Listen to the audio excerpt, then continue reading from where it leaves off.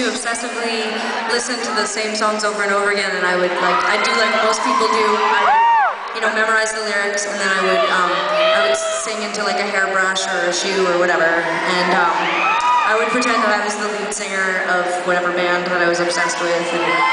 usually the lead singer was a boy, because there was like a lot of boy music out when we were teenagers, it felt like. And anyway, I always wanted to be in like a punk rock band or something like heavy. I didn't ever think I would be, like a singer-songwriter or anything like that. I used to imagine I would run around on the stage with just a microphone, and I would like climb into the audience, and you would hoist me up over your heads, and then you would toss me back up on stage, and I'd be all sweaty, and my clothes would be half ripped off, and I'd be like,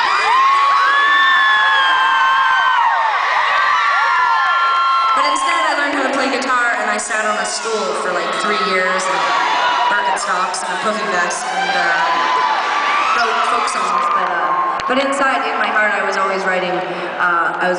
like hardcore songs, but they never came out that way. Anyway, this next song, when I originally recorded it, it was